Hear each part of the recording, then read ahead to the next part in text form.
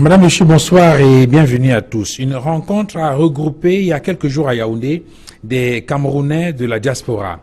L'initiative visait officiellement à établir une plateforme d'échange entre nos compatriotes vivant à l'étranger et le gouvernement dans le sens de la construction, dans le sens du développement de notre pays. Une excellente occasion pour interroger non seulement la capacité de cette diaspora à contribuer à l'émergence du Cameroun à l'horizon 2035, mais surtout à interroger également quelque peu cette nature polémique des rapports entre le Cameroun et sa diaspora. Yaoundé aurait-elle peur de sa diaspora? Le Cameroun peut-il faire confiance à sa diaspora pour réaliser les grands défis d'aujourd'hui et de demain? Qu'est-ce qui doit être fait pour que cette diaspora contribue de façon optimale au développement politique et économique du Cameroun? Est-ce qu'il faut plutôt penser que cette diaspora attend une quelconque alternance politique pour s'investir de façon optimale dans notre pays? 237 débats ouvre justement le débat ce soir. Merci Madame, Monsieur de nous recevoir chez vous.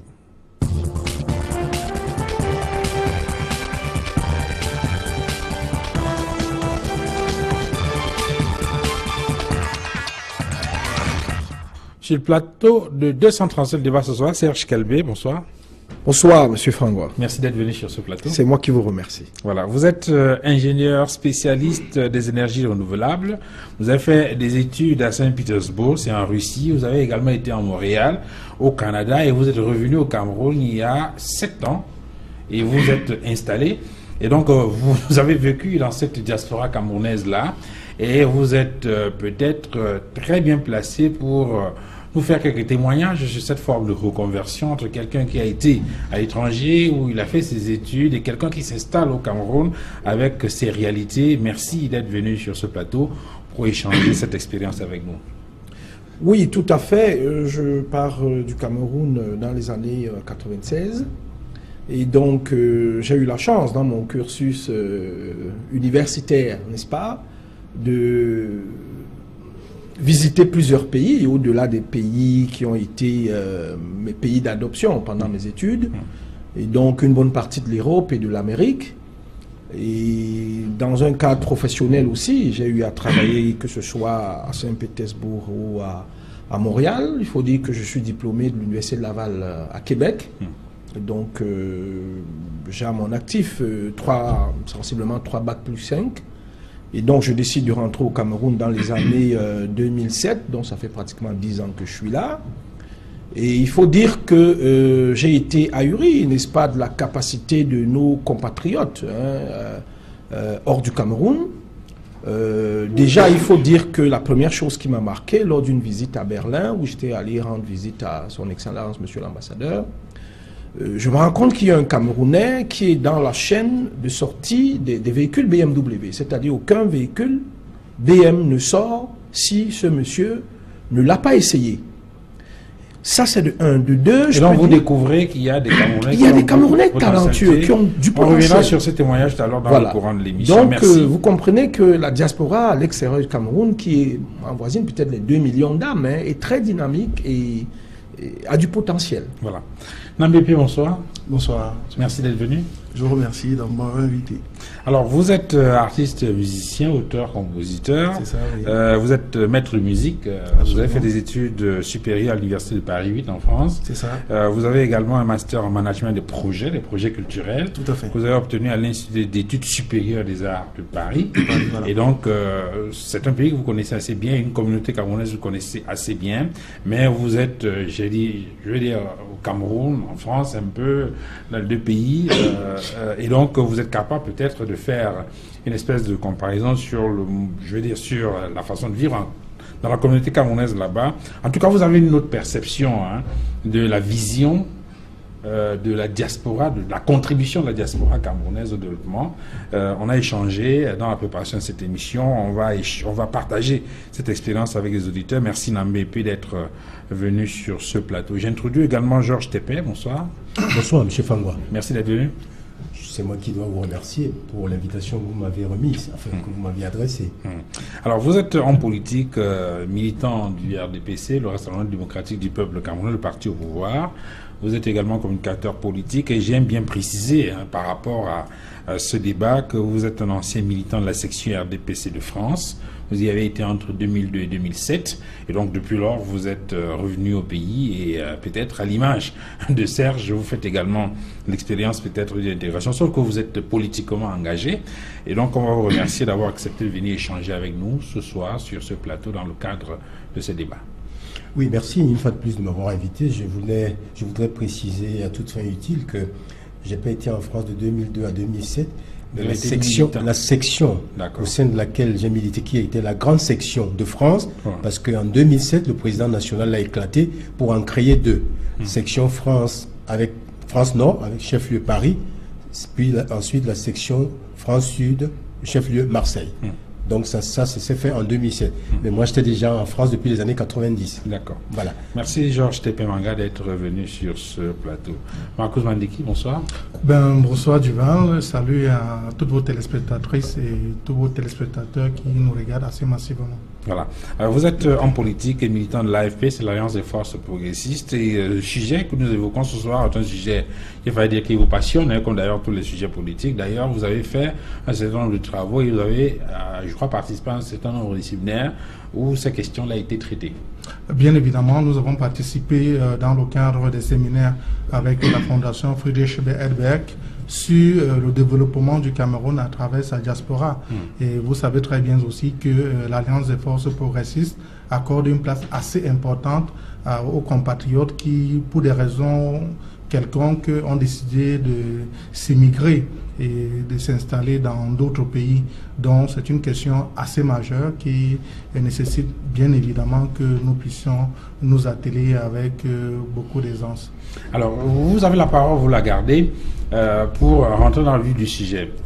D'abord sur l'initiative, je voudrais rappeler que le prétexte de cette émission, c'est bien sûr ce forum de la diaspora qui vient de s'achever à Yaoundé.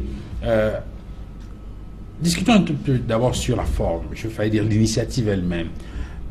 Est-ce qu'on peut considérer aujourd'hui, en faisant un premier bilan de cette rencontre, que c'était une initiative louable? Je pose la question parce qu'il y a déjà toute une polémique au sujet même de la convocation de ce forum. Vous savez qu'il y a un certain nombre de Camerounais de la diaspora qui ont appelé au boycott de ce forum-là, pour des raisons sur lesquelles on va revenir tout à l'heure.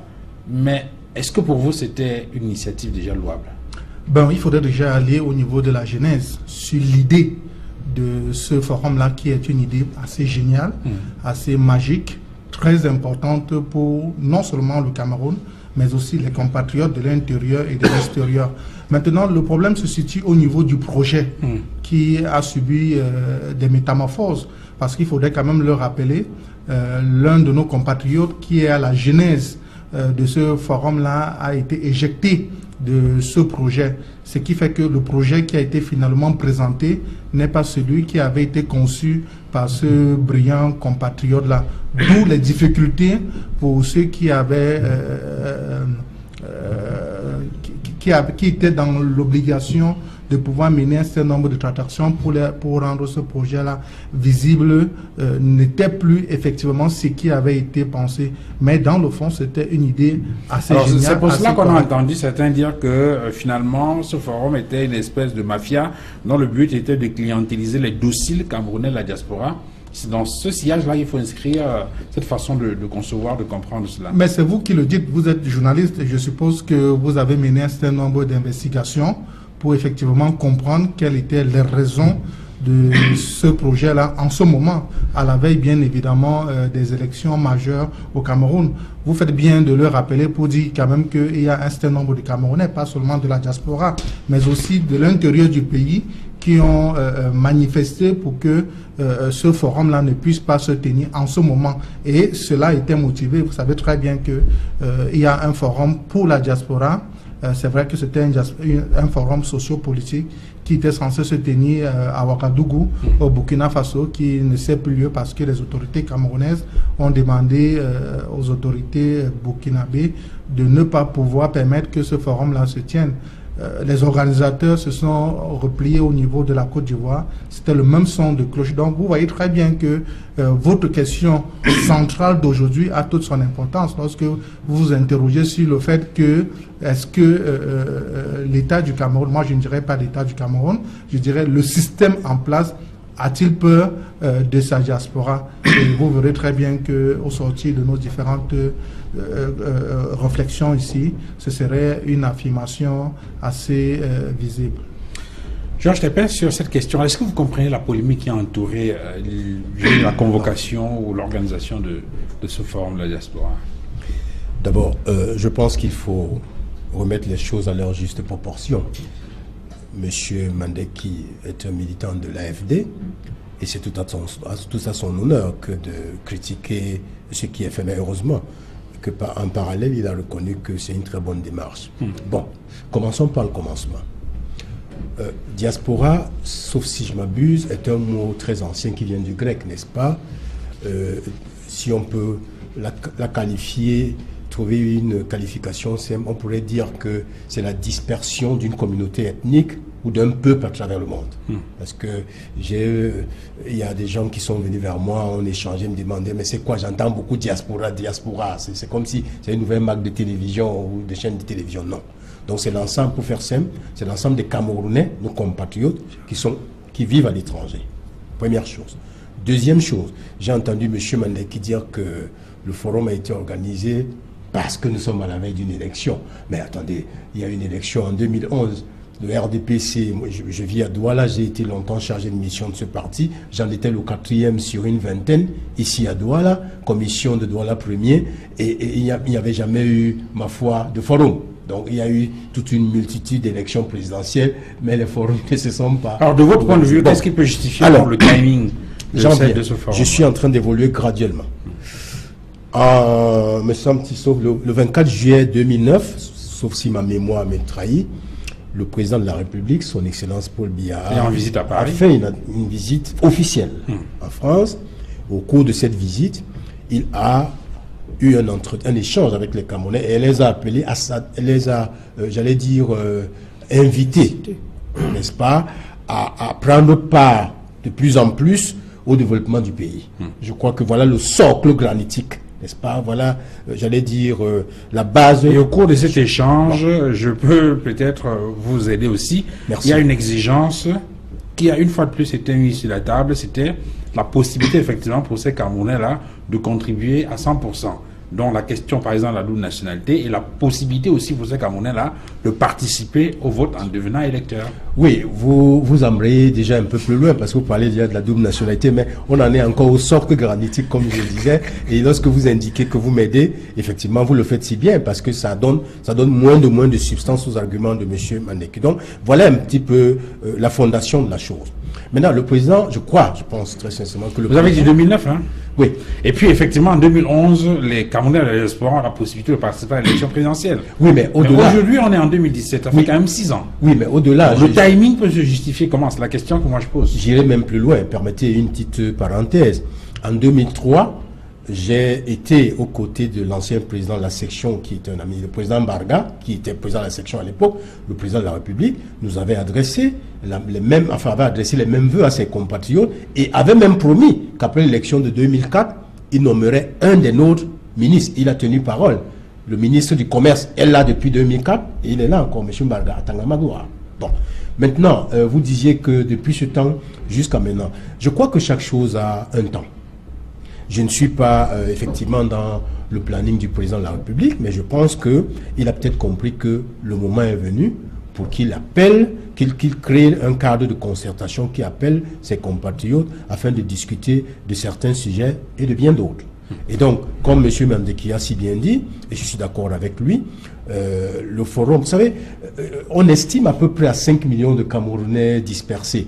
Mais je pense que, sous réserve de ce que le ministre des Relations extérieures a comme chiffre, mais je voudrais vous indiquer qu'il y a beaucoup de Camerounais qui sont à l'étranger, mais qui ne sont pas inscrits dans nos consulats. Donc le chiffre, je ne sais pas, ça peut même être plus. Donc, voilà. Alors, Namupé, sur cette question-là, peut-être... vous n'avez pas suivi peut-être de façon attentive le déroulement de ce forum de la diaspora, Mais le temps que vous avez vécu à l'étranger, est-ce que vous avez senti qu'il existait une communauté camerounaise capable de s'organiser et d'impacter la vie politique, économique ou sociale de notre pays?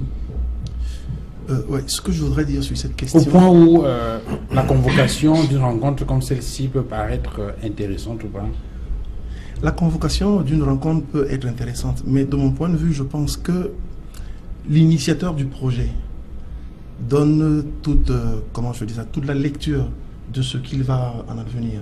C'est-à-dire que je ne pense pas que ça doit être à l'initiative du pouvoir public camerounais. C'est une action qui doit être conduite par... le pouvoir public?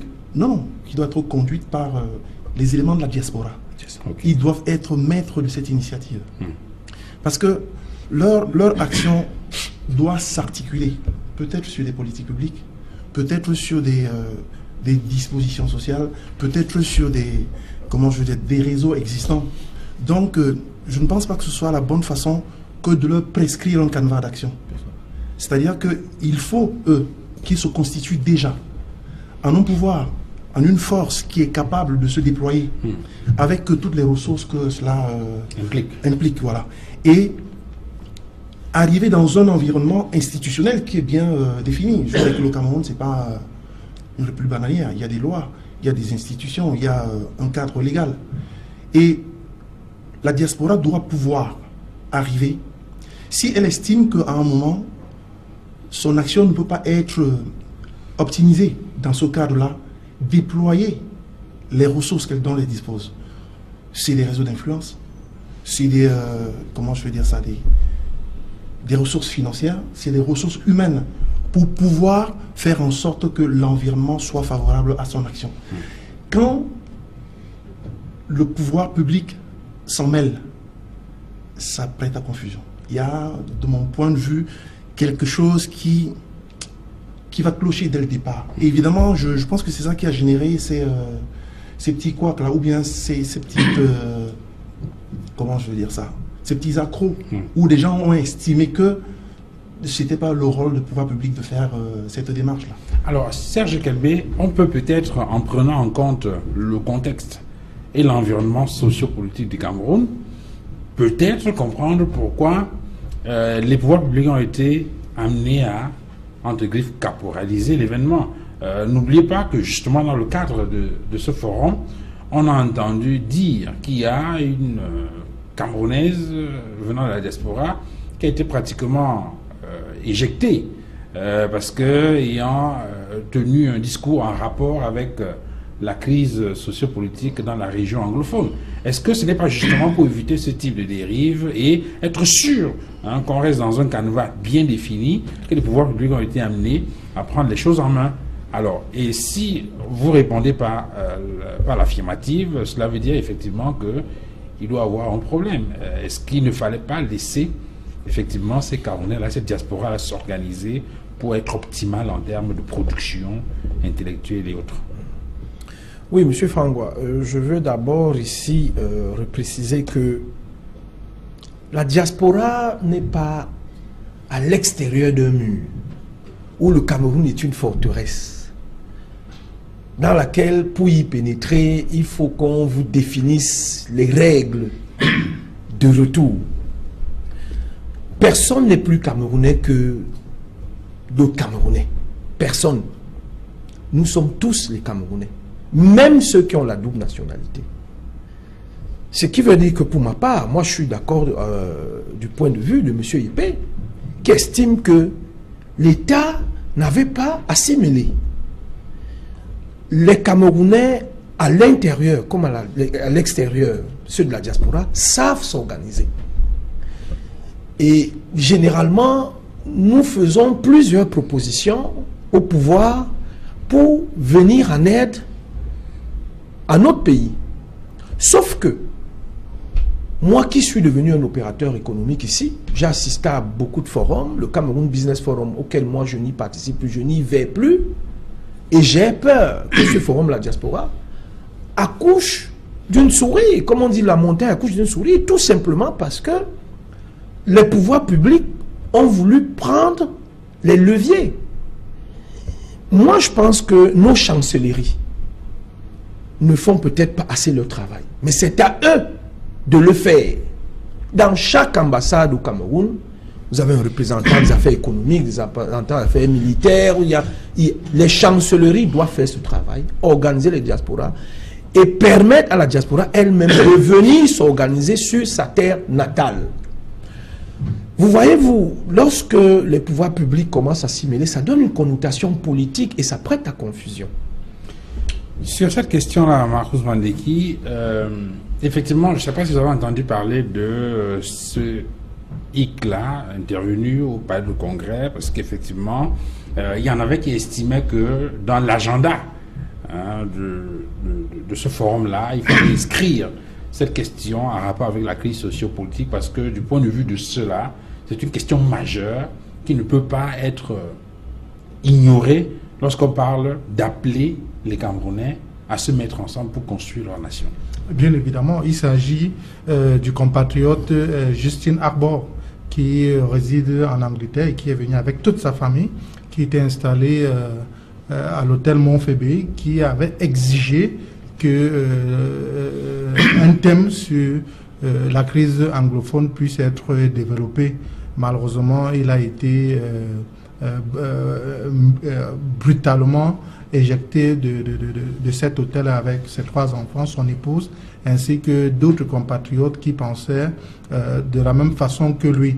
Je crois que je vais rejoindre les autres qui pensent qu'effectivement, que les politiques, moi je ne dirais pas les pouvoirs publics, parce qu'il faudrait quand même savoir que les pouvoirs publics ont leur rôle à jouer, qui est celui de pouvoir réguler, de pouvoir encadrer l'événement. Mais maintenant, lorsque ce sont des acteurs politiques qui appartiennent au système qui s'y mêlent, ça dénote un peu une certaine connotation sur l'objectif, sur les buts visés véritablement par ce forum, dont je l'ai dit, l'idée était une idée assez géniale, qui malheureusement a été reprise, très mal reprise par les pouvoirs publics, qui n'ont pas eu la capacité de pouvoir instrumentaliser véritablement le projet tel qu'il avait été monté par ce compatriote-là, et c'est véritablement regrettable.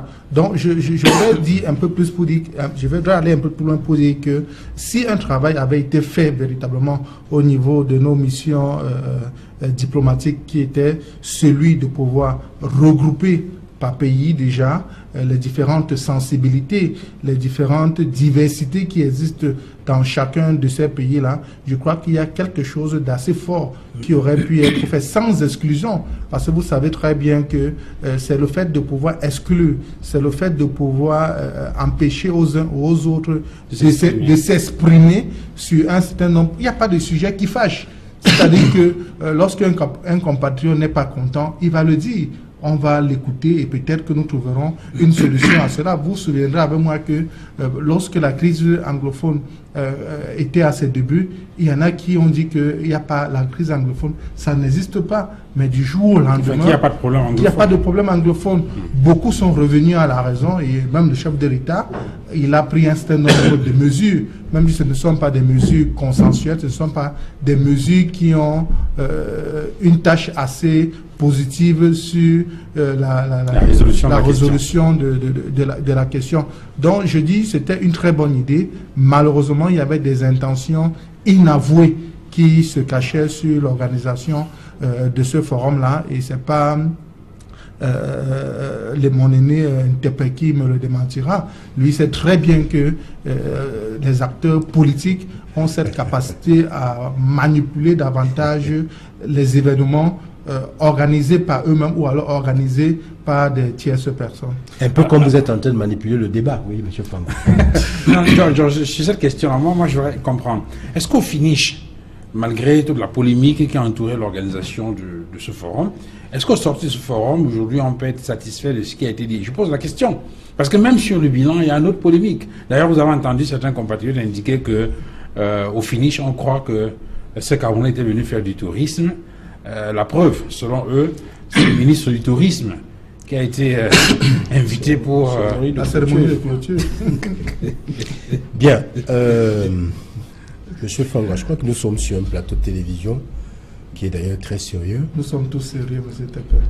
Vous savez, nous avons ce devoir, en toute humilité, de pouvoir apporter notre modeste contribution en édifiant ceux qui attendent, qui sont assoiffés d'informations, qui veulent s'abreuver de l'information, la vraie, pas celle qui relève de la manipulation de l'AFD. Bon. De l'AFP. L'AFP, autant pour moi. L'AFP. Le 22 juin 2017, le ministre des Relations extérieures a tenu un point de presse. Monsieur le jeune Mbela Mbela a indiqué que le forum qui va se tenir, donc le FODIAS, qui est un acronyme, enfin, a pour rôle 1. De créer une plateforme permanente de dialogue et de facilitation. 2. D'assurer la diffusion et la compréhension des politiques publiques, vous en parlez tout à l'heure, en faveur de la diaspora camerounaise. 3. De faire connaître les activités de notre diaspora relatives au développement de notre pays. 4. De réaffirmer la place de la diaspora comme composante essentielle de la nation camerounaise. 5. De faciliter l'exécution et le suivi des projets pertinents, initiés ou portés par la diaspora. 6. Le cadre de dialogue est un élément qui va certainement, comme un réceptacle, qui va essayer de recevoir. Je suis d'accord avec vous que peut-être fallait-il que les différentes diasporas, c'est-à-dire de tous les pays, essayent de travailler. C'est Serge qui l'a indiqué. Voilà. Pour que, in fine, le gouvernement essaye, qui doit jouer, je suis d'accord avec vous, le rôle de régulateur, essaye effectivement de tamiser tout ce qui aura été fait en amont. Parce que, contrairement à ce que M. Epé disait tout à l'heure, on ne peut pas exclure le gouvernement. Vous savez, La Rochefoucauld disait que toute chose, je cite là, toute initiative qui naît ne peut prendre sa substance que dans un cadre qui la rend pouvoir. Donc, quel que soit ce que ils auraient pu, ces membres des différentes diasporas, prendre comme initiative, il faut les canaliser pour que ça ait de la puissance, ça ait du concret. Et c'est en cela que je viens d'indiquer, de citer ces points. Donc, il y a eu, sans doute, ici et là, des couacs. Même au niveau du modus operandi. Il y a eu des couacs, mais je pense que, mais figurez-vous, est-ce une mauvaise chose que de faire en sorte que les Camerounais qui se trouvent dans les différents pays puissent déjà se connaître, se côtoyer, y avoir un cadre général de travail. Non, tout le monde l'a dit ici, on a eu que sur le principe, moi je ne pense pas du tout. C'est sur le mot d'opérateur. Je ne pense pas du tout à une. Non, je ne pense pas du tout à une quelconque manipulation. Je pense vraiment, je le dis très sincèrement. Peut-être viendrons-nous tout à l'heure sur le problème de la double nationalité, mais le président de la République, à ce que je sache, n'est pas du tout opposé. D'ailleurs, il est très motivé pour que la diaspora joue un rôle. Même s'il y a des réticences... Sur cette question, oui. Sur la question de l'efficience, oui. Qu'est-ce que vous répondez à Serge, justement, qui indiquait que... quelle est la garantie qu'au sortir d'un tel forum, on pourrait avoir des résultats palpables, concrets? Il a pris par exemple le cas du Cameroun Business Forum, auquel a participé depuis quelques années, où il y a un certain nombre de recommandations qui sont faites dans le sens de l'amélioration du climat des affaires, mais on n'a pas le sentiment au fil des années que ça bouge. Quelle est la garantie qu'avec le FODIAS, par exemple, qui vient de s'achever, on pourrait se retrouver avec une situation nettement meilleure? Je voudrais en même temps rappeler que si c'est peut-être une première initiative sur le territoire camerounais, je crois qu'il y a eu d'autres forums de ce genre, regroupant des Camerounais, je crois à l'extérieur. J'ai entendu parler du DAVOC, quelque chose de ce genre, à Genève en 2012, un certain nombre de Camerounais qui sont regroupés à plusieurs reprises pour essayer de discuter sur comment apporter leur contribution. Alors comment on fait pour être sûr que, au terme de ce forum, on a des résolutions qui permettent que les choses bougent, que les lignes bougent? Tout à fait. C'est une très bonne question. D'ailleurs, je précise que ce forum a été précédé d'un pré-forum, parce qu'il y a eu des ateliers. Bon. Maintenant, la question que vous posez qui est essentielle, est-ce que les résolutions qui ont été prises, puisque le forum est passé, vont être opérationnalisées. C'est le souhait de tout le monde. Mais d'ailleurs, je voudrais préciser qu'il ne faudrait pas qu'il y ait comme une espèce de... Comment on dit souvent ça, 2 poids 2 mesures. C'est-à-dire que M. Kelbe qui parlait par exemple du doing business, relativement au fait Cameroun Business Forum. Du Cameroun Business Forum. Autant pour moi, je confonds les deux. Le fait qu'il y a souvent des obstacles et qu'au niveau des membres de la diaspora, est-ce qu'il y aurait des enfants? Il ne faudrait pas qu'il y ait cette espèce de... Tous les Camerounais souhaitent que les résolutions comme celle-ci qui vient d'être prise dans un cadre de concertation assez large puissent être concrètes, parce qu'il s'agit quand même de la vie des Camerounais. Donc, si ça n'a pas marché hier, je souhaite que le gouvernement tente une oreille attentive, vraiment pour écouter, parce que les gens sont fatigués. Je connais M. Kelbert, je connais les problèmes auxquels son entreprise fait face. Et il n'est pas le seul. Donc, les membres d'IGICAM, on les entend râler ici et là. Il est souhaitable que le gouvernement tente de plus en plus une oreille attentive pour que les différents obstacles qui existent, qu'on puisse les éradiquer. Alors, sur cette question-là, évidemment, le souhait, c'est que au terme d'une rencontre comme celle-là, qu'on fasse le bilan, qu'on voit par exemple au niveau, on a vu tout à l'heure, hein, les uns les autres ont critiqué la manière dont cela a été mis en place, c'est-à-dire que d'abord l'initiative et ensuite l'organisation de façon globale. Le vœu peut-être ce serait qu'au terme d'une rencontre comme celle-là, qu'on tire les leçons en voyant de façon précise où est-ce qu'il y a eu des difficultés et puis apporter des réponses précises à ces difficultés, que ce soit au niveau de l'organisation du forum ou sur l'implémentation des résolutions qui ont été prises pour que ces Camerounais de la diaspora, que ce soit ceux qui ont investi dans les affaires ou ceux qui reviennent pour un certain nombre de projets, puissent trouver un cadre, un environnement favorable justement à ces activités-là, non?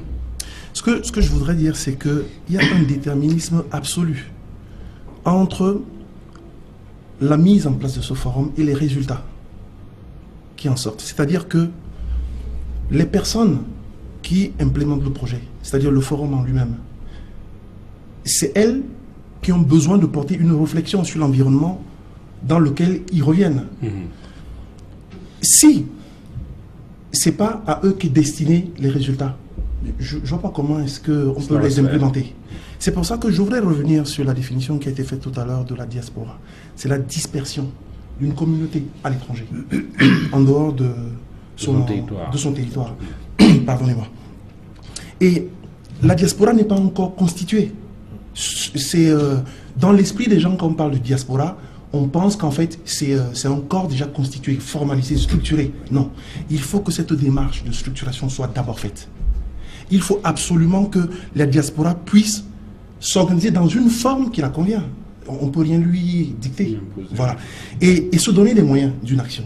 Maintenant, quand elle décide de se déployer, pas qu'au Cameroun, parce qu'une diaspora n'a pas vocation qu'à intervenir dans son pays. Elle peut intervenir de manière indirecte, c'est-à-dire que avoir des influences dans les pays tiers pour qu'il y ait des résultats au Cameroun, par exemple.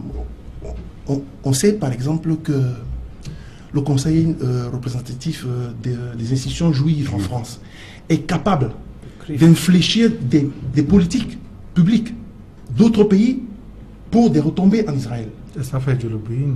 Voilà, ça c'est du lobbying. Donc c'est pour ça que je disais qu'il y a besoin de se constituer en un corps qui peut construire ses propres réseaux. Donc maintenant, quand on arrive sur un forum qui est organisé pour vous, où on vous appelle, où on discute des sujets qui peuvent ne pas vous intéresser, forcément il en sort des résultats qui, des résultats qui eux aussi peuvent ne pas vous intéresser. Et du coup, la mise en œuvre de ces résultats reste problématique. Moi je pense, juste pour finir, moi je pense que si cette démarche était de l'initiative exclusive et absolue de la diaspora, elle identifierait elle-même les problèmes auxquels elle pourrait faire face. Elle poserait une réflexion de fond, un diagnostic. Elle poserait une réflexion de fond pour trouver des solutions. Et elle n'attendrait pas que les pouvoirs publics leur fournissent, comment je veux dire ça, mettent ces solutions en œuvre à leur place. Elle se doterait de moyens. Ce que je veux dire, juste pour finir, là je vais aller au bout de ma réflexion. Si la diaspora se donne les moyens d'avoir une, comment je veux dire ça, une influence sur les politiques, ils pourraient les obliger à construire un cadre institutionnel qui leur permette des actions qu'ils ont pensées. C'est-à-dire qu'on parlait de lobbying tout à l'heure, c'est en ça que ça consiste. Aux assemblées, dans les assemblées nationales, il y a des organisations qui impactent, mais de manière considérable, les lois qui sont votées dans les assemblées. Et c'est un moyen, entre autres. Ils peuvent intervenir sur le plan social, conduire des actions qui n'ont rien à voir, qui peuvent s'articuler sur les politiques publiques, mais faire en sorte que ces actions génèrent une dynamique dans laquelle le pouvoir public ou les autres acteurs sociaux peuvent s'articuler. Je voulais vous relancer sur sur le modus operandi d'une telle démarche. Vous reconnaissez qu'il n'y a pas une diaspora homogène, constituée comme une structure homogène. Alors, comment cela pourrait être possible? Je veux dire, à partir du moment où justement il y a des diasporas, comment cela pourrait être organisé de manière à ce que cette diaspora, à travers ses actions, ses activités, puisse impacter, je veux dire, la vie politique, économique et sociale? Est-ce qu'à ce moment-là, forcément, cette diaspora n'a pas besoin de recevoir une fois de plus, il fallait dire, l'interventionnisme de l'État? Absolument pas. Absolument pas. Je veux dire que si je peux me permettre l'expression, les Camerounais qui sont partis à l'étranger, qui vivent depuis relativement longtemps, sont des grands garçons. Je veux dire que si on peut être président de la République, si on peut être ministre, si on peut être, je ne sais pas moi, directeur d'une entreprise, ça veut dire qu'on est en mesure de réfléchir sur quelques questions.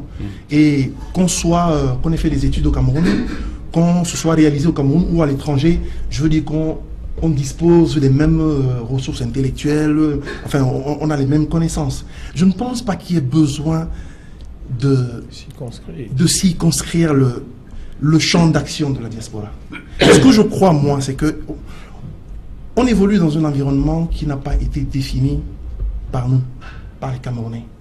On a une idée du développement qui n'a pas été définie par les Camerounais. Je peux extrapoler au-delà des Camerounais, je peux parler des Africains. On est dans un environnement où on reproduit des schémas qui sont venus d'ailleurs et qui font que on n'a pas vraiment de repères. On n'a pas vraiment de repères. Moi, je crois, pour résoudre cette question, qu'il faut d'abord travailler sur ce qu'on appelle une conscience collective. Il faut absolument, à un moment, qu'on s'arrête et qu'on se dise que on doit avoir une communauté de destin. Enfin, on a une communauté de destin. On doit pouvoir définir des objectifs communs. Et dans ce cadre-là, à partir du moment où on a cette chose qui nous permet de regarder dans la même direction, et parce que c'est cette même chose-là, cette conscience collective, qui permet en fait de minimiser les perversions qui existent dans l'action collective. Il y a des gens, moi j'ai remarqué une chose, quand je ne vais pas dire je suis revenu au Cameroun, parce que depuis que je suis parti, je reviens systématiquement. Mais il y a un problème au Cameroun, c'est que on se voit en pigeon. Je m'explique, c'est-à-dire que si quelqu'un ramène un projet, quel qu'il soit, les personnes qu'il mobilise autour de ce projet se positionnent de manière stratégique et se disent je vais le plumer. Oui. Tout de suite. Ils se disent il faut que je tire le meilleur parti de ce projet avant qu'il s'écroule. Dans l'esprit des gens, ils ont déjà acté que ça ne marchera pas. Avant que ça tombe, il faut que je tire le maximum. Donc, c'est justement parce qu'on n'a pas cette chose-là qui peut nous faire penser que le projet d'un tiers, je peux en tirer, comment je dis ça, un profit. Et lorsque le projet arrive à maturation. Voilà, je peux en tirer un profit. Et la seule chose que je puisse faire, c'est de le maintenir en vie pour que on puisse en tirer le meilleur. Voilà. Donc c'est tout ça. Serge Kelbé, bon, j'imagine, quand il parle, j'imagine que vous voyez très bien ce qu'il dit, puisque vous êtes un chef d'entreprise. Tout à fait. Et vous êtes arrivé il y a pratiquement une dizaine d'années aujourd'hui, et on imagine que vous avez eu à peu près les mêmes difficultés. Peut-être réagir là-dessus, et maintenant rester sur la question qui découle de sa réflexion. Au finish, le sentiment qu'on a, c'est qu'il y a plusieurs diasporas, non?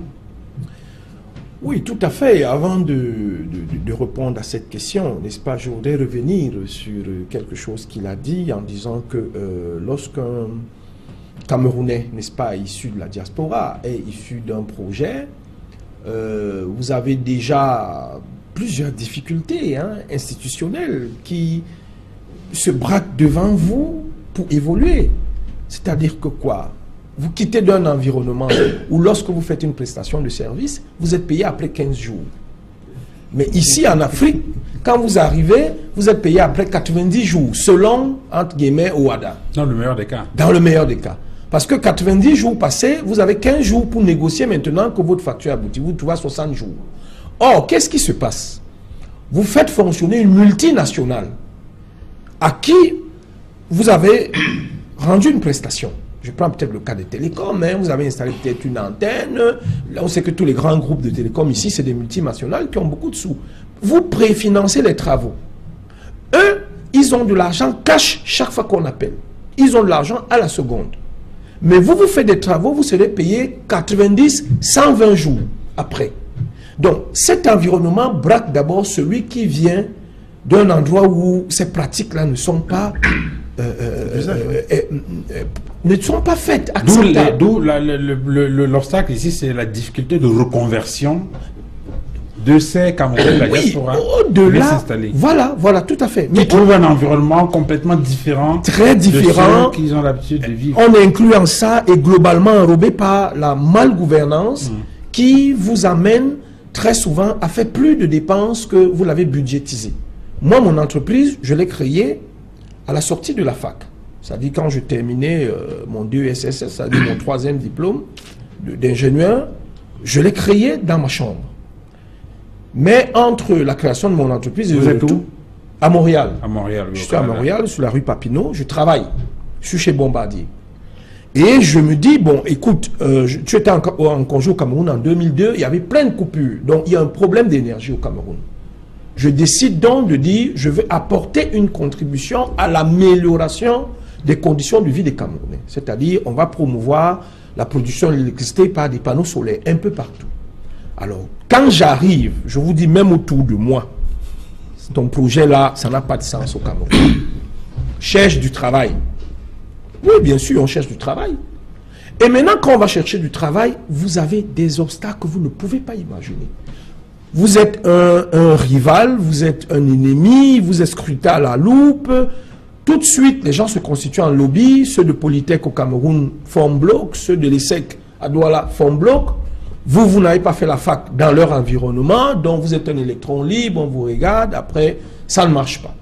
Vous vous retrouvez en train de vouloir monter une structure, vous montez la structure, le mode de fonctionnement n'est pas celui dans lequel vous étiez. Parce que nous avons travaillé à l'étranger. On avait un mode de fonctionnement, un mode de paiement. D'autres ont fait des affaires. Donc moi, je pense que le problème du manque d'activité de la diaspora est lié au fait que le contexte socio-économique camerounais nous rend individualistes. C'est-à-dire, vous n'allez pas voir un grand groupe de la diaspora qui arrive et dit peut-être comme Aveline Ava, qui est en train de gagner tout du côté des États-Unis et qui est en train de faire de belles choses du côté de Kribi, la reconnaissance des Bimbia et puis et tout. Elle fait un travail formidable, je ne sais pas où elle trouve son énergie, mais elle est toute seule et après on récupère. On dit bon, l'État du Cameroun est d'accord et puis tout. Mais je vous dis, M. Fangwa, c'est extrêmement difficile d'évoluer dans un environnement comme celui du Cameroun lorsqu'on a passé 10, 15, 20 ans à l'étranger parce que au-delà de la famille, comme disait M. Epé tout à l'heure, que les gens se greffent autour de vous pour vous déplumer au-delà de la famille. Au-delà de collaborateurs que vous recrutez qui ne comprennent peut-être rien du projet, l'environnement, au niveau de la fiscalité, au niveau des normes de paiement, au niveau même de l'accès à l'information, ça devient un problème. Donc je pense qu'il y a un travail en amont qui devait être fait au niveau de nos chancelleries. C'est très important. Le Premier ministre, son excellent Yann Philémon, est issu aussi d'une diaspora. Il a été mon ambassadeur pendant près de 20 ans à Ottawa. On avait des cercles de réflexion, on avait des soirées culturelles. Et je pense que le ministre aussi des Relations extérieures a fait un bon bout de temps à l'étranger. Il sait quels sont les problèmes que la diaspora a et comment est-ce que nous pensons à notre pays. C'est pour ça que vous avez beaucoup de Camerounais qui veulent rentrer, mais quand ils viennent, c'est pour construire un immeuble, mettre des appartements en location et puis avoir son argent. Mais un projet où on dit, ok, on va désenclaver une zone. Ce pont a été financé par la diaspora du coin. Parce que moi j'ai assisté à pour aller plus loin, j'ai assisté à un événement formidable auquel j'ai contribué. deux messieurs issus de la diaspora d'un village à 70 km d'Edea.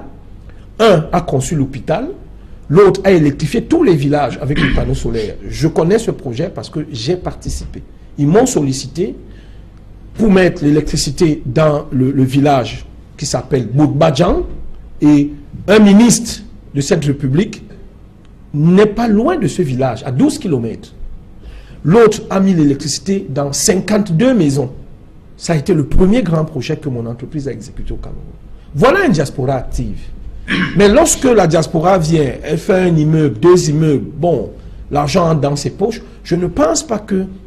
On ne peut pas le lui interdire. Mais on veut une diaspora beaucoup plus participative, d'où l'idée de Yaoundé d'essayer de voir tout ce qu'on peut tirer de cette diaspora. Et c'est en ce sens que... Voilà, c'est en ce sens que l'idée du forum de Yaoundé n'était pas une mauvaise résolution, mais elle arrive trop tard. Okay. Alors, Marcos Mandeki, cette diaspora-là, celle qui construit l'hôpital, celle qui électrifie les quartiers, qui construit des ponts, c'est ça la bonne diaspora. En face, il y a notre diaspora, celle qui jette des tomates au président de la République lorsqu'il est en visite à l'étranger. Et donc, du coup, on a l'impression qu'on a le contexte socio-politique du Cameroun qui est transporté à l'extérieur du pays. Et donc, on a le sentiment qu'on a fondamentalement plusieurs diasporas. Ben, de toutes les façons, je ne dirais pas qu'il existe une bonne et une mauvaise diaspora. Je dirais tout simplement qu'il existe, ou alors qu'il peut exister des bonnes et des mauvaises individualités en fonction d'où on se trouve et des mentalités qu'on possède et qu'on a eues tout au long de son parcours. Le code en Europe, ce n'est pas une bonne diaspora, visiblement. Enfin. Ben, vous parlez du code qui est le collectif des organisations démocratiques de la diaspora, qui est un mouvement, qui a une vision, qui peut être perçue de manière positive pour certains, de manière négative pour d'autres. Mais, de toutes les façons, ce sont des compatriotes qui ont un souci, le bien-être des Camerounais et le développement de leur pays. Donc, on ne peut pas leur reprocher leur activisme. Donc, je ne voudrais pas quand même qu'on puisse étiqueter des compatriotes qui vivent hors du Cameroun comme étant des bons pour certains et des mauvais pour d'autres. Je crois que certains ont dit sur ce plateau, il y a un problème d'environnement, il y a un problème de suivi et il y a un problème de contexte même. Donc, il revient au pouvoir public de pouvoir mettre sur pied un certain nombre d'éléments pour faciliter non seulement le retour de ces compatriotes-là de manière définitive, mais aussi pour certains qui ne peuvent pas rentrer, de pouvoir apporter un certain nombre d'éléments qui peuvent permettre au Cameroun de se développer. Mais nous le savons très bien, c'est extrêmement difficile.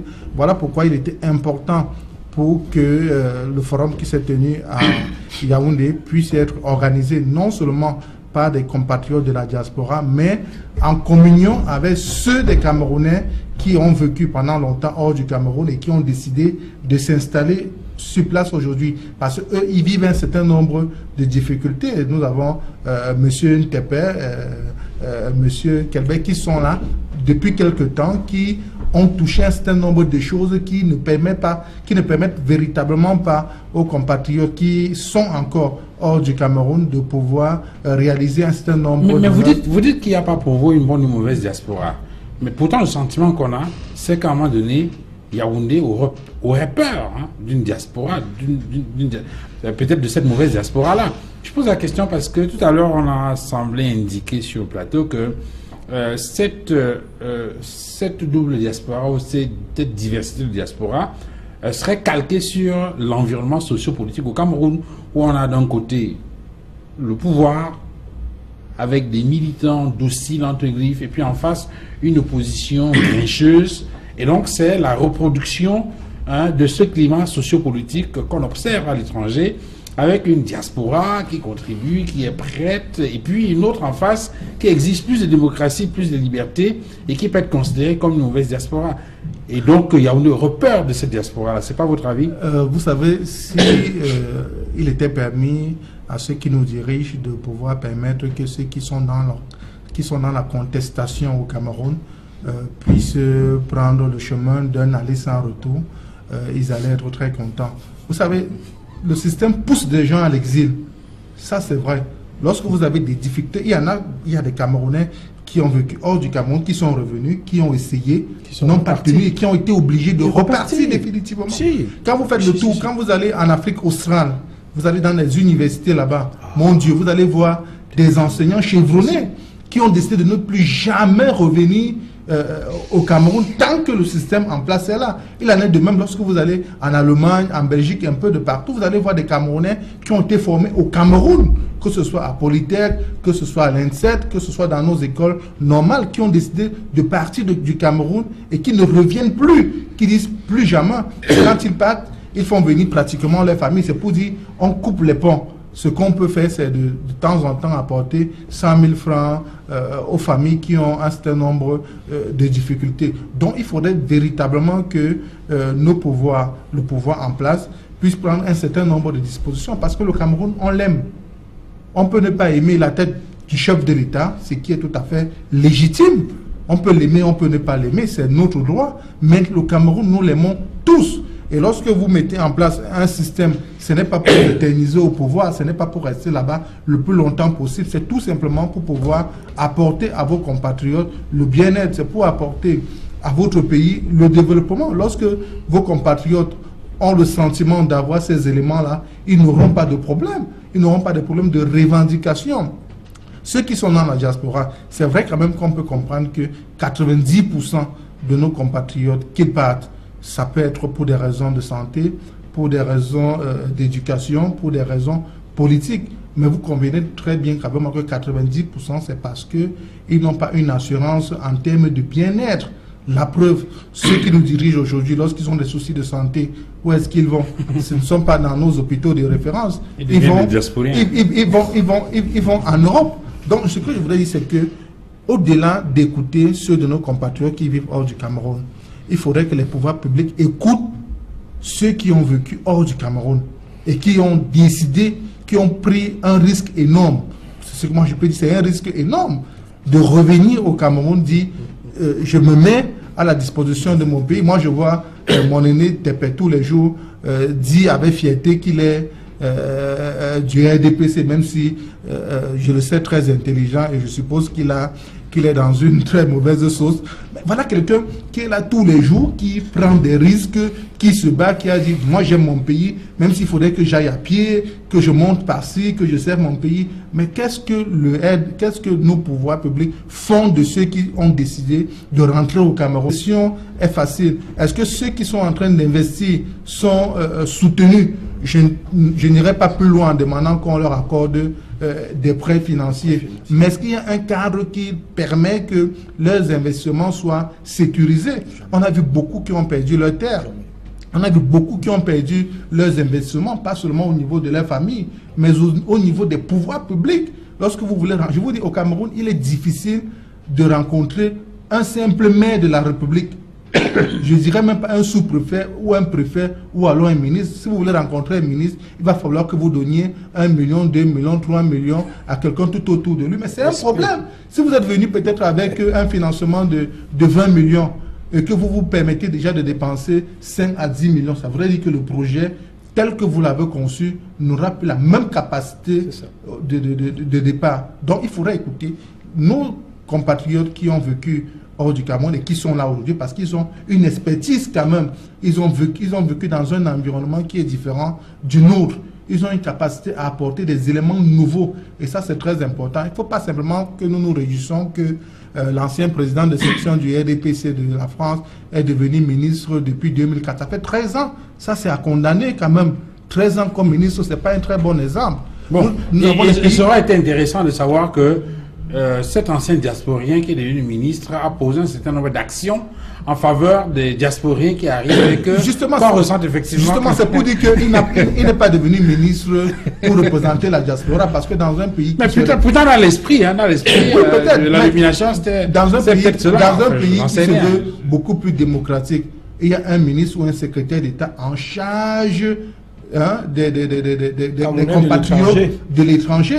Vous regardez aujourd'hui ce qui se passe au Sénégal. Il y a une division comme ça au Sénégal. Au Sénégal, il y aura des députés sénégalais de l'étranger. on peut en faire de même au Cameroun, c'est-à-dire que des Camerounais qui sont éparpillés en Amérique du Nord, en Europe et dans certains pays d'Afrique puissent avoir des élus qui vont siéger dans notre Parlement et qui vont apporter un certain nombre d'éléments institutionnels pour pouvoir davantage encadrer les Camerounais qui décident de temps en temps d'apporter leur expertise pour le développement de notre pays. Mais pour cela, il faudra, Georges Tépé, que ce soit des Camerounais contrôlables, hein, parce qu'on ne va pas permettre à n'importe qui d'accéder au Parlement pour faire du désordre, non?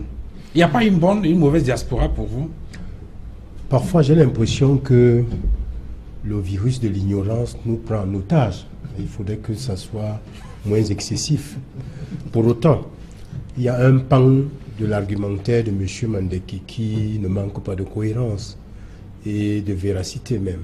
C'est-à-dire qu'effectivement, les pays comme le Mali, qui a une très grande diaspora en France, notamment parce que je vois, notamment quand on prend la région Île-de-France, la zone Est, même Montreuil et tout ça, là, parce que j'ai vu, bon, bref, entre autres. Donc je crois que, M. Fangou, vous avez raison, il y a les autorités compétentes ont peut-être pris le problème à bras le corps, mais non seulement il n'y a pas suffisamment de problèmes de communication, mais on a du mal à voir, effectivement, de manière palpable, des actions concrètes à travers la création de la... je crois que c'est la division des Camerounais de l'étranger. Voilà, je pense que c'est un peu ça, qui est logé au ministère des Relations extérieures. Oui. Alors, Monsieur Belambela le jeune, puisque lui, il a cité Monsieur Yang, lorsqu'il est venu en France comme ambassadeur remplaçant Monsieur Bilo à temps Pascal, c'est quelqu'un que j'ai essayé de côtoyer. Il est arrivé au moment où il y avait des travaux. Je crois que l'ambassade s'est délocalisée du 16e pour Boulogne. C'est quelqu'un, j'ai vu, c'est quelqu'un qui aime la diaspora, qui avait les Camerounais. Je pense qu'il est même très très impliqué dans ce FODIAS-là, hein, parce qu'il est très proche des Camerounais et il comprend les problèmes qu'ils vivent. Mais je crois que les Camerounais ne ressentent pas beaucoup de résonance, pardon, ne voient pas beaucoup d'actes concrets. Et il faudrait que le gouvernement essaye de changer un peu de fusil d'épaule pour que des actions plus concrètes soient visibles et qu'il y ait plus de répercussions, de retombées. Bon, maintenant vous me demandiez s'il y a une bonne diaspora et une mauvaise. Je serais tenté de vous renvoyer la question. Au Cameroun, y a-t-il des bons et des mauvais Camerounais? Je ne sais pas, à vous de... Et donc, du coup, on peut comprendre pourquoi... Je veux dire, ça rejoint la question que je posais tout à l'heure. C'est-à-dire que le climat socio-politique au Cameroun a carrément été... déplacé vers l'étranger. Je pose la question parce qu'on a vu récemment, dans le cas de la crise anglophone, on a eu l'impression que l'essentiel de la force de ceux qui tenaient le mouvement dans le nord-ouest, dans le sud-ouest, venait de l'extérieur. Enfin, d'ailleurs, on a appris à un moment donné que il y a quelqu'un qu'on a interpellé avec beaucoup d'argent et qui était chargé justement de financer un certain nombre d'activités qui avaient reçu cet argent-là de l'extérieur. Et on a présenté un certain nombre de personnes, de figures, comme étant des Camerounais vivant à l'étranger, aux États-Unis ou en Angleterre, qui pilotaient entre griffes ce mouvement au sein de la crise anglophone. Oui, sans doute en politique, il y a beaucoup de manipulation. Mais je crois que l'intérêt général doit nous guider, nous les Camerounais. En général, les Camerounais, c'est le constat que j'ai fait. Vraiment, tous les Camerounais avec lesquels j'ai discuté ici ou là, en France, en Belgique, en Hollande ou partout, j'ai compris que c'est des gens qui sont...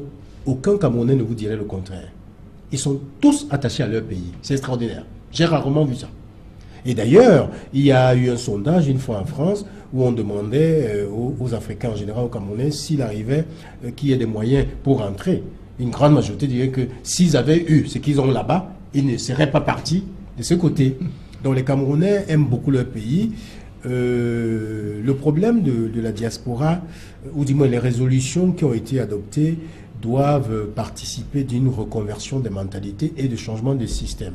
Parce qu'il ne faudrait pas que... Autant, n'est-ce pas, ces Camerounais de l'étranger ont ces problèmes ou auraient une perception de ces problèmes que c'est les Camerounais même qui vivent ici. Parce que comme M. Mandeki disait, il y a un système. C'est de ça qu'il s'agit. Et il doit être démantelé. C'est-à-dire que ça passe par exemple de la gouvernance dans un service, dans une direction, d'administration centrale, dans un ministère ou autre. Il faudrait que les choses changent et qu'on regarde, qu'on voit toujours l'intérêt général. le Camerounais, ce qui nous appartient nous, à tous, simultanément. Juste si vous ne percevez pas le changement de la même façon, hein, parce que Marcus, il y a ceux qui voient un peu plus haut que ça, en tout cas. Non, il ne voit pas plus haut, parce que c'est vrai qu'il est un acteur politique, mais je crois qu'il comprend que à certains moments, on a moins besoin de faire de la politique politicienne que de regarder véritablement l'intérêt général. C'est la raison pour laquelle, lorsque la pertinence de ces arguments s'impose, je ne peux en aucunement m'en dérober. D'accord. Alors, Navé, sur la question de la contribution de cette diaspora-là à la vie politique, économique et sociale de notre pays, vous avez vous avez commencé à dérouler ça tout à l'heure, en prenant par exemple le cas de la diaspora juive, qui est une diaspora qui contribue, qui a un groupe de pression énorme et qui, d'une façon ou d'une autre, impacte la vie politique et économique en Israël, entre autres. Qu'est-ce qui manque à la diaspora camerounaise pour être plus efficiente et comment y parvenir? Quels sont, de votre point de vue, les meilleurs leviers? Vous avez commencé à insister tout à l'heure sur je vais dire quoi, sur la vision qui doit être commune. Oui, oui. Mais je voudrais revenir sur la question que vous avez abordée préalablement, c'est-à-dire celle de la mauvaise diaspora ou de la bonne diaspora. Oui. Moi, je pense que cette terminologie, en fait, elle révèle une crispation politique. Parce que les Camerounais ont vocation à intervenir dans tous les pans de leur société. Okay. On ne peut pas penser qu'un Camerounais va intervenir sur le plan économique et un autre... Ne pas donner son avis sur les questions politiques. Et voilà, exactement. Donc en fait, il y a d'autres qui ont... Et cela doit être compris comme tel. Mais voilà, ça doit être compris comme tel. Il y a des gens qui ont une action exclusivement sur le plan politique. Et à partir du moment où leur action est... Comment je veux dire ça? Elle ne sert pas les intérêts du pouvoir, elle devient la mauvaise diaspora. La diaspora dont parlait Monsieur Québec tout à l'heure, qui intervient, elle intervient sur le champ économique. Évidemment, elle a une diaspora qui ne dérange pas... docile. Si tu veux. Donc, du coup, je ne pense pas que ce soit une bonne diaspora ou une mauvaise. Je pense qu'il y a une diaspora qui est sur le champ politique et il y a une autre diaspora qui est sur le champ économique. Il peut y en avoir une autre qui est sur le champ de la recherche, sur le champ de l'enseignement ou n'importe quoi. Donc, je ne pense pas que cette terminologie soit adaptée à la situation. Elle dénote simplement des crispations politiques qui ressortent quand des Camerounais interviennent sur un champ où on ne les attend pas, où on ne voudrait peut-être pas qu'ils interviennent. Maintenant, sur la question de ce qu'il faut faire. Nous discutions un peu avant le début de ce débat et vous m'aviez posé la question de savoir si c'était en fait les problèmes que les Camerounais avaient chez eux qu'ils transportaient à l'extérieur et qui fatalement revenaient. Moi, je suis tenté de dire oui. Je suis tenté de dire oui parce que ça m'installe dans ma conviction qu'il n'y a pas de différence entre les Camerounais qui sont ici et ceux qui sont partis à l'étranger. Sur le plan, comment je veux dire ça, d'une certaine conception de leur pays. On a un rapport aux autres ici qui nous ramène à une forme d'individualisme, M. Québec le disait tout à l'heure. Il est extrêmement difficile de fédérer les Camerounais dans un projet commun. Il est extrêmement difficile de faire en sorte que quelqu'un, même s'il n'est pas l'initiateur d'un projet, se sente concerné par un projet à partir du moment où il est mobilisé. Et cette chose-là, qui est une espèce de verre dans le fruit, on le transporte quand on part à l'étranger.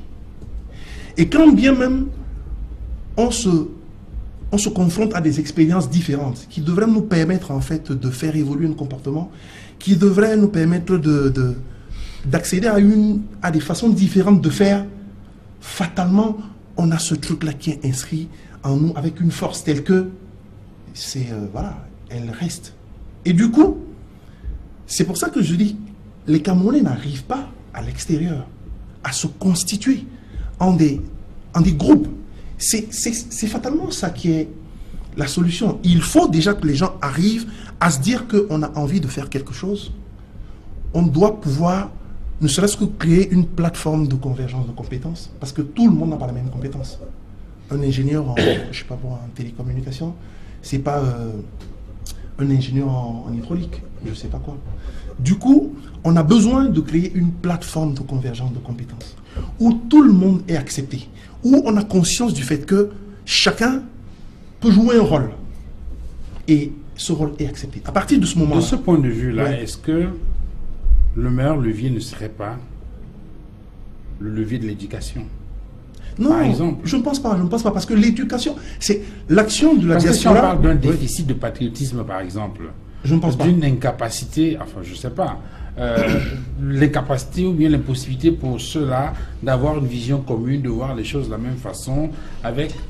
Cela peut être lié à quoi? Est-ce que ce n'est pas un problème d'éducation ou bien est-ce que cela est lié à la perception qu'il y a comme une forme de précarité au niveau de l'instabilité, enfin, de l'instabilité politique ou tout à fait, c'est ce que j'allais dire. Je suis tout à fait d'accord. Tout cela vient de, comment je veux dire ça, entre guillemets, du déficit de résultats. Okay. Tout cela vient du fait que les Camerounais ne perçoivent pas comment je veux dire, en l'action politique un élément qui peut permettre de changer leur vie. Et du coup, je le précisais tout à l'heure, on se positionne chacun face aux choses pour en tirer le meilleur parti avant que cette chose, elle se résorbe. C'est comme ça. Chaque fois que... Moi j'en ai fait l'expérience. Je suis revenu au Cameroun après m'être fait la promesse de monter un projet qui permettrait, qui avait vocation à insérer les enfants démunis socialement et à permettre également l'exploitation des ressources traditionnelles, musicales traditionnelles, sur le plan moderne. Et c'était très compliqué. C'était très compliqué parce que le projet, il a pris beaucoup de temps à se mettre en place. Le projet avait besoin de beaucoup de ressources. Je les ai mobilisées tout seul. Le projet avait besoin de personnes qui pouvaient l'accompagner. Il n'a jamais été accompagné. Et finalement, le projet il est tombé. Des gens qui étaient mobilisés dans le projet, à qui j'ai expliqué qu'ils avaient intérêt à le faire vivre parce qu'ils y gagneraient, c'est eux qui ont planté le projet. Donc en fait, cette chose-là, ce déficit de comment je veux dire ça, entre guillemets, si je peux dire, de communautarisme, est moi à la base de l'échec de la diaspora.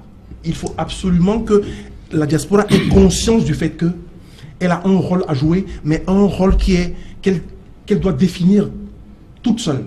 Elle a besoin de personne. En fait. Alors, Serge Kelbé, il y a un autre aspect, hein, lorsqu'on parle de la capacité de la diaspora camerounaise à apporter une contribution efficiente au développement économique, notamment de notre pays. Il y a une question qui revient tout le temps, la question de la double nationalité. Et dans ce débat, on a entendu un certain nombre d'universitaires, par exemple, indiquer que, en réalité, la double nationalité n'est pas une précondition pour une implication de la diaspora ou bien un frein ou un accélérateur de sa participation au développement. C'est-à-dire qu'en fait, pour ceux-là, la double nationalité ne peut pas avoir un impact important sur la contribution de la diaspora au développement économique. Si. Mais avant de répondre, je vais un peu ajouter en 2 secondes quelque chose sur ce que M. Ipé développait. M. Fangwa, pendant mon séjour à l'étranger, pratiquement 13 ans, ce qui m'a le plus frappé,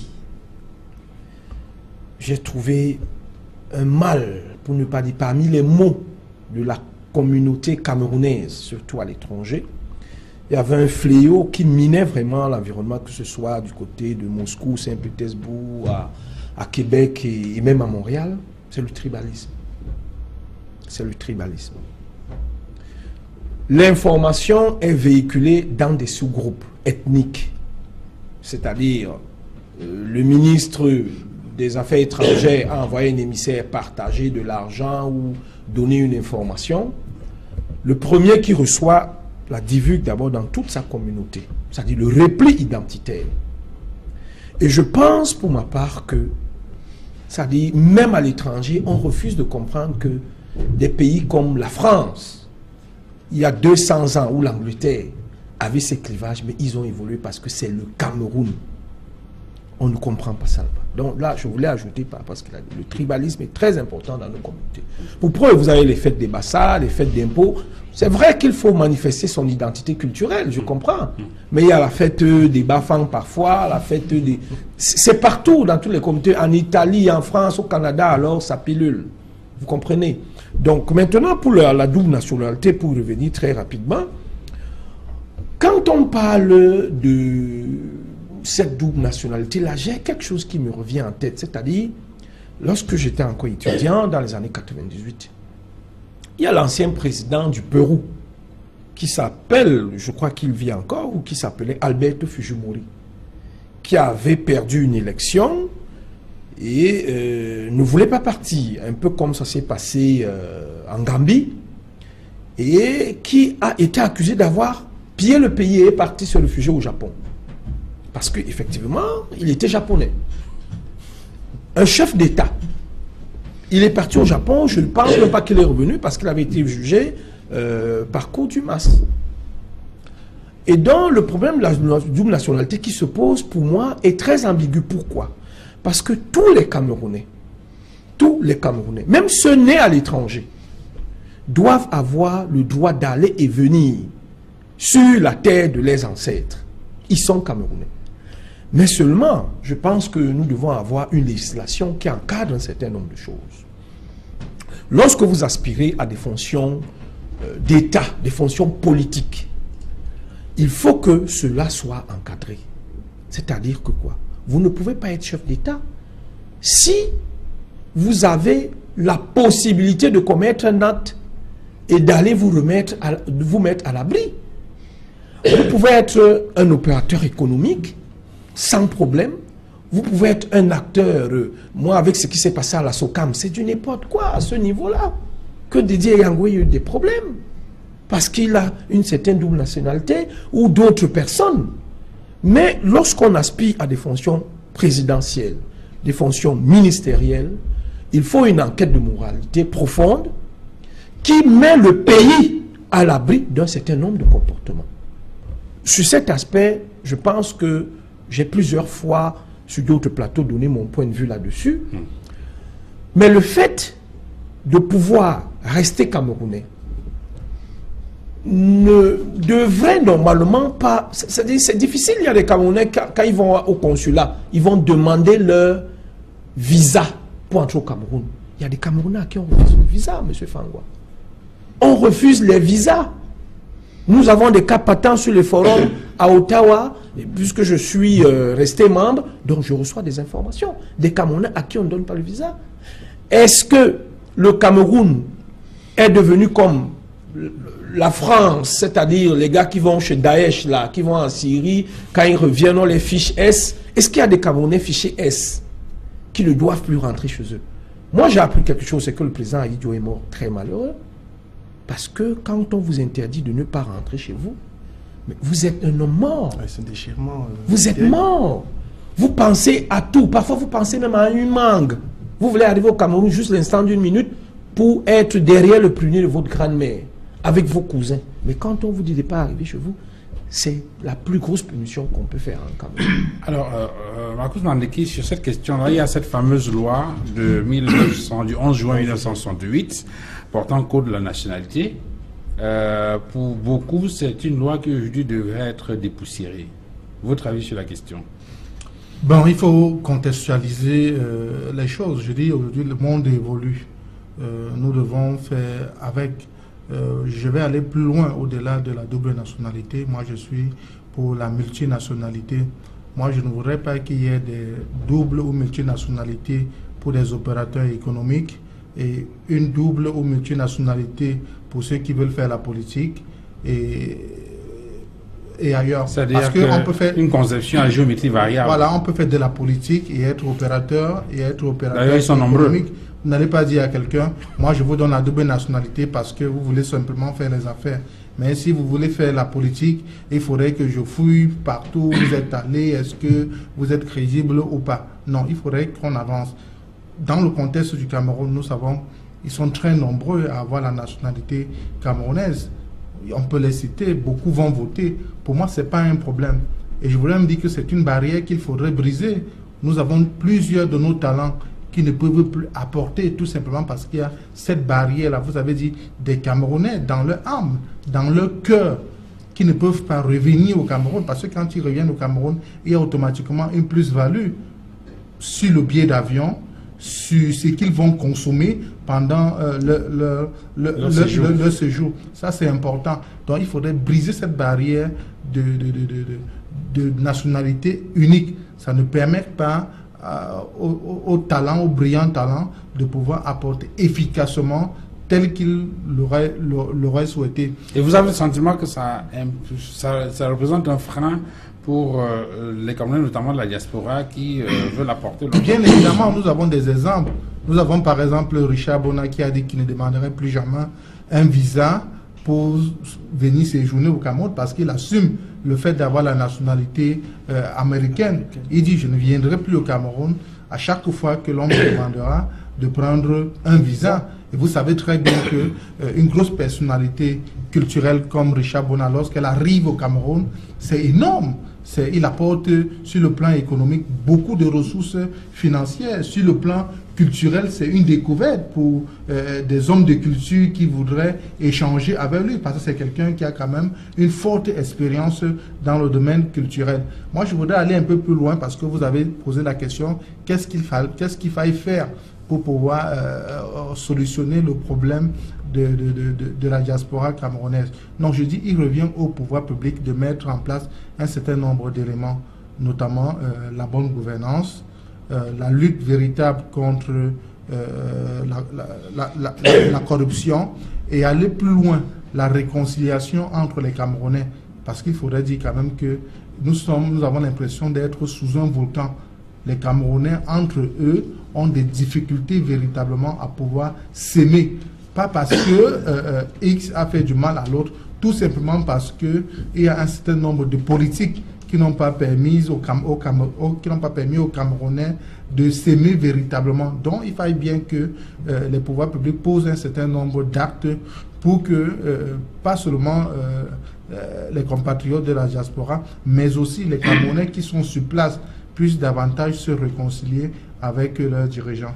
Alors, Georges Tépin, cette fameuse loi du 11 juin 68 portant code de nationalité, je crois dans son article 31, indique que perd la nationalité camerounaise le Camerounais majeur qui acquiert ou conserve volontairement une nationalité étrangère, d'un. Et deux, celui qui exerce la faculté de répudier la qualité de Camerounais conformément aux dispositions de la présente loi.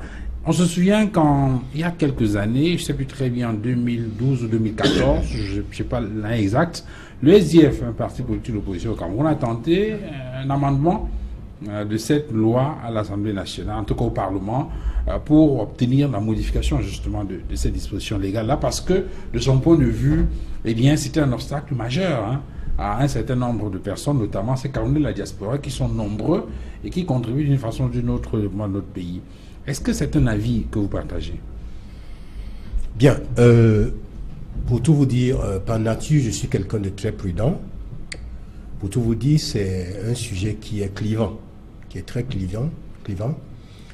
C'est pas un sujet qu'il faut aborder avec la légèreté due au divet du pigeon. Je crois que c'est un sujet assez lourd, qui n'est pas facile à traiter, pour plusieurs raisons. D'abord, plusieurs de nos compatriotes, pour des raisons multiples et diverses, ont pris une autre ou d'autres nationalités. Ce qu'il appelait la multi. Voilà.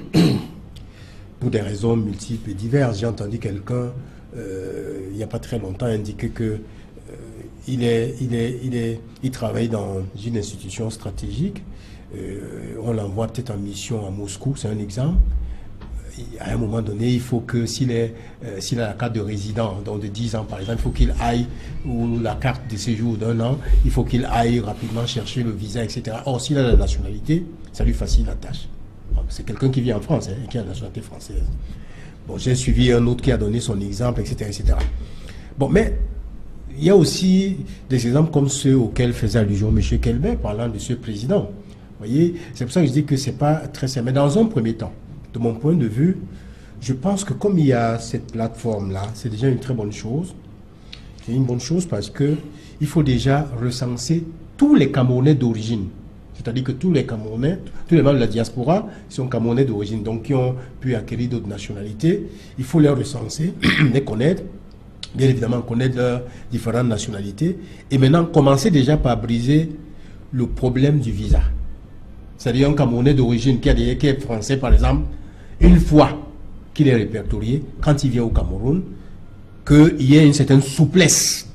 Je ne sais pas comment elle peut être définie, cette souplesse, de quelle nature elle peut être, mais il faut déjà au niveau de la souplesse. Parce que en évitant la gestion à géométrie variable, telle que semblait l'indiquer tout à l'heure. Non, je veux dire, M. Fangwa, c'est très simple.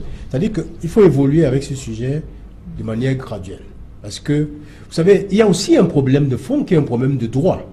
Hein? C'est-à-dire que, comme l'article que vous venez de lire, là, 31. Oui, c'est-à-dire que vous prenez une autre nationalité, donc d'office, vous perdez celle du Cameroun, parce que vous avez voulu prendre une autre.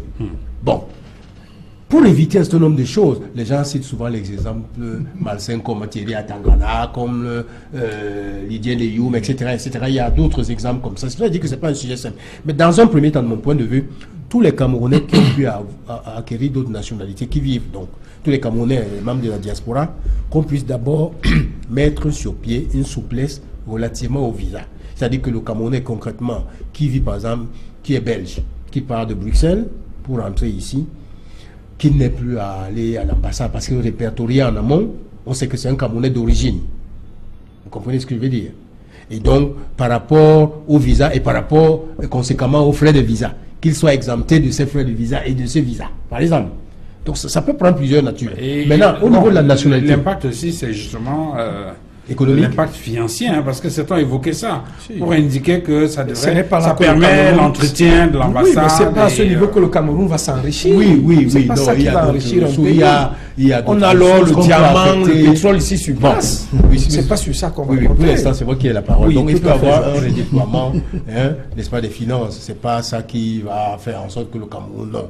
Je crois que je n'ai pas de statistiques pour comprendre à peu près ce que peut-être les grandes chancelleries rapportent en termes de finances. Je ne les ai pas là, mais je ne pense pas que ce soit qui puisse influencer substantiellement. Donc, on peut voir ça. Parce que la conférence, du moins, le point de presse que le ministre des Relations extérieures a tenu, là, le 22 juin, avec la presse, lorsqu'il dit réaffirmer la place de la diaspora comme composante essentielle de la nation.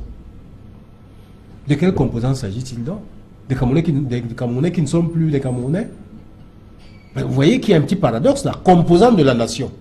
Or, ils ont déjà pu acquérir d'autres nationalités. Comment, avec d'autres nationalités, peuvent-ils être des composants de la nation? Donc c'est tout ça qu'il faut traiter. Vous comprenez un peu ce que je veux dire? Donc, déjà, sur le plan des visas, il faut évoluer. Maintenant, sur la nationalité, il faut, de mon point de vue, il faudrait qu'une réflexion très profonde puisse être ouverte pour essayer de voir. Je vois que M. Epé peut-être, il m'écoute attentivement. Mais j'ai un avis sur la question. J'ai un avis sur la question, mais qui n'est pas le même. Non, c'est pas un sujet qui est facile. Vous comprenez? Mais il est, bien évidemment, on ne peut pas comprendre qu'un Camerounais d'origine, membre de la diaspora, puisse venir faire des investissements. Bon, c'est vrai que l'investissement, c'est pas de la philanthropie. Bon, mais quand le Camerounais vient investir d'origine dans son pays, certainement que avec ses origines, il faut lui faciliter la tâche. De quelle nature? Il faut définir tout cela. Navepi, sur la question. Oui, sur cette question, je vais vous donner mon avis comment je vais dire ça, d'engagé panafricain. Je ne vais pas mettre sur le débat juridique, ni institutionnel, quoi que ce soit. Moi, je crois que c'est une question qui est relativement simple à résoudre. C'est-à-dire que le rapport à la nation, dans le rapport à la nation, il y a un engagement. Et un engagement qui est mobilisé dans beaucoup de circonstances. C'est-à-dire que pour un pays en guerre, pour quelqu'un qui a la double nationalité et qui voit ces deux pays engagés dans une guerre, il va se poser un vrai problème. Pour quelqu'un qui a une double nationalité ou bien qui a acquis une autre nationalité au détriment de la nationalité camerounaise, mais qu'on voudrait encore considérer comme Camerounais, je ne pense pas que sur le plan administratif, il y a un quelconque problème. Ce nouvel individu se situe simplement comme un étranger par rapport au Cameroun. Je veux dire, quelle différence il y aurait entre ce Camerounais qui est parti d'ici, qui a abandonné sa nationalité camerounaise, qui est devenu français, quelle différence il y aurait entre ce Camerounais-là, enfin je veux dire ce nouveau Français et un autre Français? Aucune. Il est devenu Français. Je ne pense même pas qu'il y ait débat sur cette question. De mon point de vue, quand on a choisi de ne plus être Camerounais, on ne l'est plus de fait. Je peux comprendre que quand on arrive, par exemple, à l'ambassade pour demander un visa, qu'on soit contrarié, parce qu'on a sur le plan affectif, parce qu'on a sur le plan identitaire des choses, mais il faut pleinement assumer le fait que on a... Parce que c'est un acte fort, ça il faut le savoir. Oui. Quand on décide de ne plus être Camerounais, c'est une négation de plein de choses. Absolument. Il faut pouvoir l'assumer. Oh. Se dire qu'à partir de ce jour, je suis considéré au regard de mes anciens compatriotes comme, ben voilà, pas comme un compatriote. Donc pour moi, c'est pas une question difficile à gérer. Marcus évoquait tout à l'heure le cas de Richard Bona. Je ne pense pas que pour que Richard Bona vienne au Cameroun, il ait besoin d'avantages particuliers ou bien enfin de facilitation particulière. Il pourrait, s'il est américain, maintenant, ça moi je ne le sais pas, je le dis comme ça, s'il est américain, il peut arriver au Cameroun comme Quincy Jones. Je ne pense pas qu'il ait besoin d'un traitement particulier. C'est un Américain qui évidemment était Camerounais, qui évidemment continue à rayonner avec... comment je veux dire ça, le patrimoine camerounais, mais qui, sur le plan administratif, ne rentre pas dans les clous. Je ne évidemment, suis pas d'accord. On peut ne pas être d'accord, mais ce que je crois, juste pour finir, ce que je crois, c'est que même sur le plan administratif, ça ne pose pas problème. Je pense que il peut être contrarié, Richard Bona, si jamais, en étant dans les clous, on lui pose quand même des problèmes. Là, je pourrais comprendre. Mais si... Ce sont des formalités administratives normales. Si les formalités administratives sont conduites de manière normale, je ne vois pas en quoi est-ce que cela poserait un problème pour lequel il faudrait, je sais pas, réfléchir, légiférer et tout cela. Non, je pense pas. Quelques secondes. Oui, mais monsieur Épée, attendez, c'est cette diaspora qui honore le Cameroun, qui rayonne le Cameroun à l'extérieur, que ce soit Richard Bona, que ce soit des footballeurs, et ainsi de suite. Pourquoi est-ce que quand il faut qu'elle revienne chez elle, on vous demande, monsieur, alignez-vous, et quelqu'un de l'autre côté, qui n'est même pas plus camerounais que vous, vous avez peut-être 40 ans, celui qui est de l'autre côté de la caisse qui vous donne le visa a à peine 25 ans. Vous êtes né avant lui. Je comprends parfaitement votre position. C'est lui qui vous dit, vous partez, vous ne partez pas. Non, je comprends parfaitement votre position. Moi, j'estime que le moindre mal, monsieur Fangwa, c'est qu'il faut lever ce verrou, et pour des mesures sécuritaires, de dire... Vous savez que Barack Obama a failli ne pas être candidat. Sa candidature a failli ne pas être acceptée. Parce qu'il est né à Hawaï, sa grand-mère à Hawaï, sa maman à Hawaï, et que lui, son père n'était pas américain. C'est pas une question de nationalité. En fait, non, on parle de la double nationalité. Donc, pour les Camerounais nés Camerounais, on leur enlève le verrou de la double nationalité. Mais pour accéder à certaines fonctions,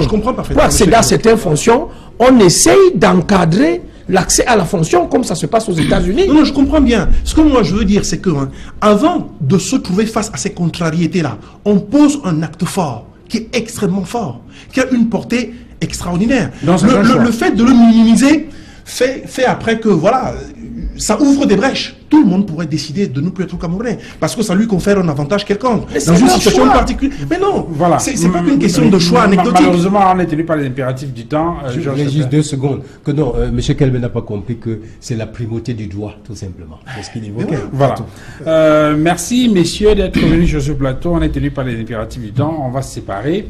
Merci, Georges Tepé, d'être venu sur le plateau. Je vous remercie, M. Fangwa. C'est un plaisir. Merci à vous, Marcus Mandegui, d'être venu. C'était un plaisir pour moi. Voilà, Serge Calvé, on vous voit très souvent sur ce plateau. C'est toujours un bonheur. Voilà. Merci à vous. J'étais ravi de faire la première. Merci à vous, madame, messieurs, d'avoir regardé cette autre livraison de 237 débats. Je vous souhaite une excellente soirée. Au revoir.